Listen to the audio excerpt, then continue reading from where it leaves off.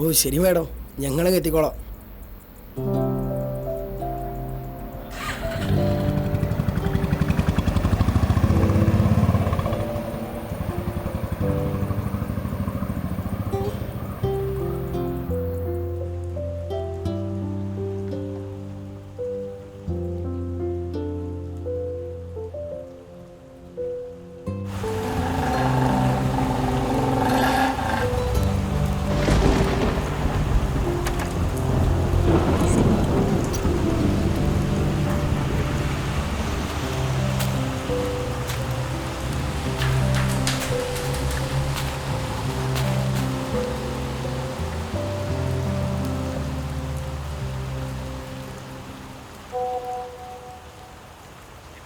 Happy anniversary. ചെലവുണ്ട് കേട്ടോ.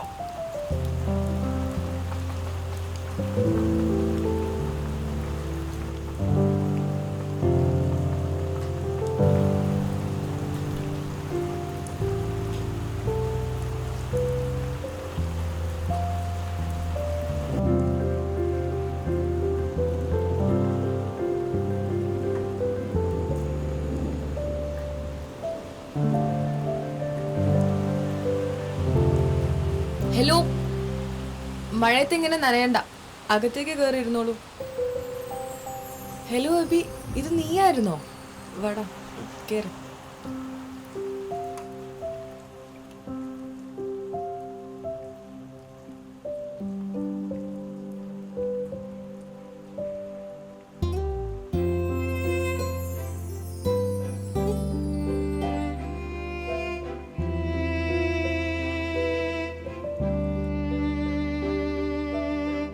എത്ര നാളായിടോ കണ്ടിട്ട്. പഴയ ഫ്രണ്ട്സിനൊക്കെ വിളിച്ചു, ആർക്കും തന്നെ പറ്റിയിട്ടൊരു ഐഡിയ ഇല്ല. നീ എന്താടാ ഇങ്ങനെ അന്തം വിട്ടിരിക്കുന്നേ? ഒന്നുമില്ല. നിനക്ക് സുഖമാണോ? ഫൈൻ. വേറെന്തൊക്കെയുണ്ട്? ഇപ്പം ഇതൊക്കെയാണ് ലോകം.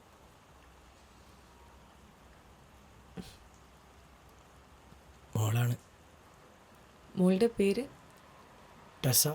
നമ്മളൊക്കെ ആമയെന്നാ വിളിക്കണേ. ഞാൻ ആമീന്ന് വിളിച്ചോട്ടെ? Wait, I give you something.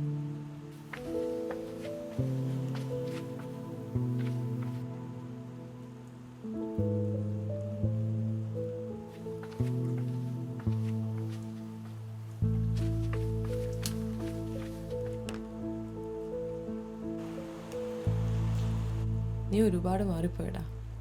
നിന്നെ ഞാൻ ഇങ്ങനെയൊന്നല്ല പ്രതീക്ഷിച്ച. പണ്ട് നീ ഇങ്ങനെയൊന്നും ആയിരുന്നില്ലല്ലോ.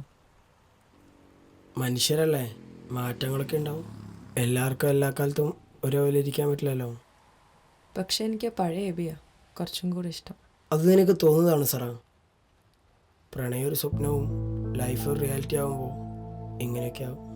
സ്റ്റിൽ സ്ട്രഗ്ലിംഗ് അല്ലേ? ആ, അല്ലെങ്കിലും നമ്മൾ ആഗ്രഹിക്കുന്നതൊക്കെ എപ്പോഴും നടക്കണമെന്നില്ലല്ലോ.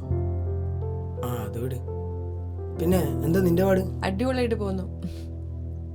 എടോ, ഇടയ്ക്കെപ്പോഴും ഞാൻ നിന്നെ അന്വേഷിച്ചിരുന്നു. ഒന്ന് കാണാനൊക്കെ ഞാൻ കുറേ ശ്രമിച്ചു. പക്ഷേ ആർക്കും നിന്നെ പറ്റിയൊരു ഐഡിയ ഇല്ല. ഇതെവിടെ ആയിരുന്നല്ലോ താൻ? നമ്മൾ ഈ ഭൂമിയിലൊക്കെ തന്നെ ഉണ്ടോ? പഴയ ആൾ തന്നെ, ഒരു മാറ്റമില്ല. എങ്ങനെയാണ് ഒരു ചേഞ്ച് ഇല്ലാണ്ട് ഇങ്ങനെ ഇരിക്കാൻ പറ്റുന്നത്? ആരും അറിഞ്ഞൊരു മാറ്റമില്ലെന്ന്. 5 വർഷമായില്ലേ? ആ 5 വർഷം കൊണ്ട് എന്തൊക്കെ മാറി നിനക്കറിയോ? പക്ഷേ ഈ ടൈം ഗ്യാപ്പിനിടയ്ക്ക് ഒരിക്കലും പോലും നീ എന്നെ ഒന്ന് വിളിക്കുക പോലും ചെയ്തിട്ടില്ലല്ലോ എബി. വിളിക്കാൻ ലൈഫിൽ ഒരിക്കൽ പോലും നിന്നെ എനിക്ക് കാണരുതെന്നാണ് ഞാൻ ആഗ്രഹിച്ചത്. അത് എന്നോടുള്ള ദേഷ്യം കൊണ്ടൊന്നുമല്ല, മറിച്ച് നിന്നെ ഫേസ് ചെയ്യാനുള്ള ബുദ്ധിമുട്ടുണ്ടാവും. അത് നീ എന്നെ പറഞ്ഞ് മനസ്സിലാക്കണ്ട, എനിക്കറിയാം. പക്ഷെ എന്തെങ്കിലും നിന്നെ കാണുമ്പോൾ ഒരു സോറി പറയണമെന്ന് ഞാൻ ആഗ്രഹിച്ചിരുന്നു. I am sorry sir. Sorry ഒന്ന് പോയേ നീ. അല്ലേലും ഈ പ്രേമത്തിൻ്റെ അവസാനം കല്യാണം എന്നുള്ളൊരു മിസ്അണ്ടർസ്റ്റാൻഡിങ് ഉണ്ട്. അതാണ് എല്ലാവരുടെയും പ്രശ്നം. Sara, are you really happy with your life? Of course ya, ഞാൻ ഹാപ്പിയാണ്. ഇപ്പോഴാണ് ഞാൻ ശരിക്കും ഒന്ന് കൂളായത്. ചിലപ്പോഴൊക്കെ ഞാൻ നിന്നെ വല്ലാണ്ട് മിസ് ചെയ്യാറുണ്ട്. പക്ഷെ അതിനേക്കാൾ കൂടുതൽ കുറ്റബോധമാണ്. ഞാൻ കാരണം നിൻ്റെ ലൈഫ് സ്പോയിലായിപ്പോയെന്നൊരു കുറ്റബോധം. ഒരുപാട് ഹോപ്പുകളൊക്കെ തന്ന് അതൊക്കെ ഇല്ലാതാക്കി അതിൻ്റെ ഒരു കുറ്റബോധം. ഏയ്, ഇത് നിന്റെ ടൂണല്ലേ ബി? നീ എന്തിനാ അങ്ങനെ വെറുതെ ഓവർ തിങ്ക് ചെയ്യുന്നേ? കഴിഞ്ഞത് കഴിഞ്ഞു. അന്ന് നിന്റെ സിറ്റുവേഷൻസ് അങ്ങനെയായിരുന്നു. അത് മറ്റാരെക്കാളും എനിക്ക് മനസ്സിലാവും. അതുകൊണ്ടല്ല ഞാൻ തന്നെ ഇനീഷ്യേറ്റീവ് എടുത്ത് നിന്റെ ലൈഫിൽ നിന്ന് ഇറങ്ങി തന്നെ. അതൊക്കെ പറഞ്ഞ് നീ വെറുതെ മൂഡ് വെക്കണ്ട. പിന്നെന്താ പരിപാടി ഇപ്പം?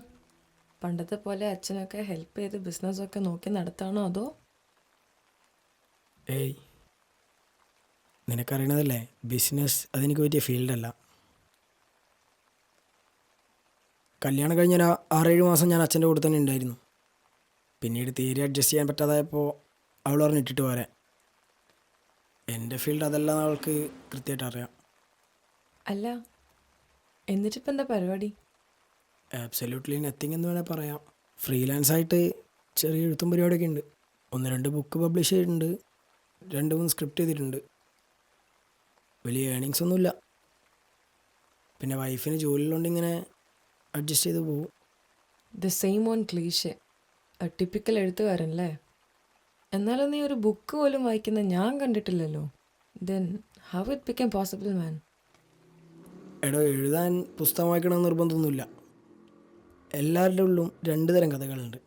ഒന്ന് അയാൾ ജീവിക്കുന്ന കഥ, മറ്റേത് അയാൾ ജീവിക്കാൻ ആഗ്രഹിക്കുന്ന കഥ. ഞാൻ എഴുതി തീർക്കുന്നതൊക്കെ ഞാൻ ജീവിക്കാൻ ആഗ്രഹിക്കുന്ന കഥകളാണ്. ഭയങ്കര ഫിലോസഫിക് ആണല്ലോ. അൺഎക്സ്പെക്റ്റഡ് ലൈഫ് മുന്നോട്ട് പോകല്ലേ, അപ്പോൾ കുറച്ച് ഫിലോസഫിക്ക് ആയിപ്പോവും. ഞാൻ ഒരു കാര്യം ചെയ്യട്ടെ, എന്നെ എപ്പോഴെങ്കിലും മിസ് ചെയ്തിട്ടുണ്ടോ? നോ. ഒരു കോമയിട്ട് മുന്നോട്ട് കൊണ്ടുപോകാൻ പറ്റാത്ത കാര്യം ഒരു ഫുൾ സ്റ്റോപ്പ് ഇട്ട് നിർത്തുന്നതാണ് നല്ലത്. എന്നെങ്കിലും നീ എൻ്റെ ലൈഫിലോട്ട് തിരിച്ചു വരുന്നുള്ളൊരു പ്രതീക്ഷ എനിക്കുണ്ടായിരുന്നു. നിൻ്റെ ആബ്സെൻസൊക്കെ ഒരു പരിധി വരെ ഞാൻ ഓവർകം ചെയ്തു. അങ്ങനെ നിൽക്കുന്ന ടൈമിലാണ് വീട്ടിൽ നിന്ന് കല്യാണത്തിൻ്റെ പ്രഷർ. അവരെ കുറ്റം പറഞ്ഞിട്ടും കാര്യമൊന്നുമില്ല. കെട്ടുപ്രായം കഴിഞ്ഞ് നിൽക്കുന്ന ടൈമിൽ നാട്ടുകാരെന്ത് പറയുന്നുള്ളതാ അവരുടെ വിചാരം. എന്നിട്ട് എന്താ അവൻ? അങ്ങനെ ഇരിക്കുന്ന സമയത്താണ് പപ്പയ്ക്കൊരു ആക്സിഡൻറ്റ് പറ്റുന്നത്. ആ ഇൻസിഡൻറ്റ് ഞങ്ങളുടെ ലൈഫ് ആകെ മാറ്റിമറിച്ചു. ഒരാവശ്യം വന്നാൽ നാട്ടുകാരും വീട്ടുകാരും ഇല്ല, നമുക്ക് നമ്മൾ തന്നെ ഉള്ളൂന്ന് മനസ്സിലായി. കുറച്ച് ഫിനാൻഷ്യൽ ക്രൈസിസ് ഒക്കെ ഉണ്ടായിരുന്നു. അത് ഞാൻ ഈ കഫേ കൊണ്ട് വീട്ടി. അങ്ങനെ ഒന്നും കോണറൈസ് ചെയ്യുന്ന എനിക്ക് ഒരു ഐഡൻറ്റിറ്റി ഉണ്ടെന്ന് തോന്നി. പണ്ടത്തെ പോലെയല്ല, ഞാൻ കുറച്ചും കൂടെ സ്ട്രോങ് ആയി. ലൈഫിനെ കുറച്ചുകൂടെയൊക്കെ ഇഷ്ടപ്പെട്ടു തുടങ്ങി. ഇത് ഇങ്ങനെയൊക്കെ ആക്കിയെടുക്കാനുള്ള ഓട്ടത്തിൽ ഒരുപാട് കാര്യങ്ങൾ എനിക്ക് സാക്രിഫൈസ് ചെയ്യേണ്ടി വന്നു. സ്വന്തം കാലിൽ നിൽക്കാനായപ്പം ഞാൻ ആദ്യം അന്വേഷിച്ചത് നിന്നെയായിരുന്നു.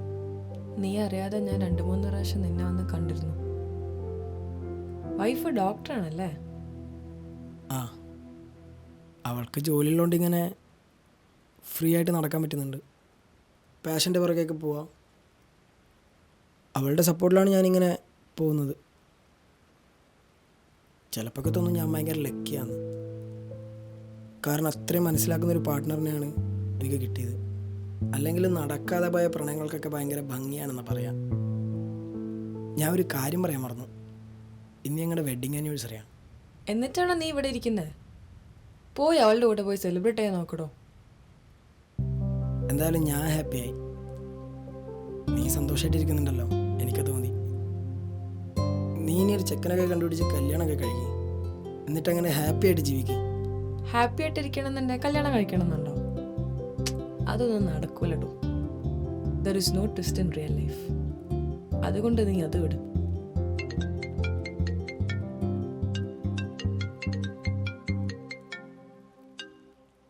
ഹലോ, ഇത് എവിടെ പോയി കിടക്കുക? എത്ര നേരമായി കാത്തിരിക്കുന്നത്? ഇപ്പൊ വരാന്ന് പറഞ്ഞ് പോയതല്ലേ, വേഗം വാ. ഓ ശരി, വരാം.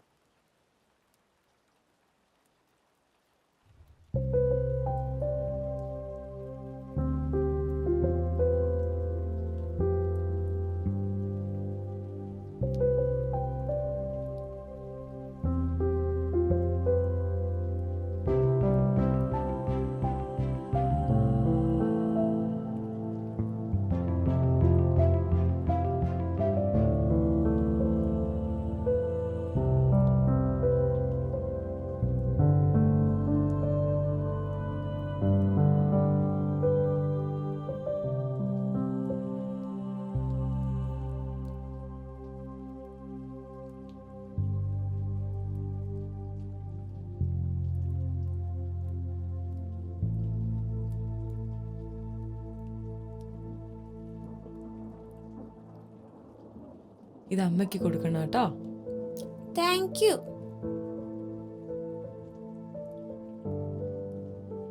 സറ, ഞാൻ ഇറങ്ങട്ടെ.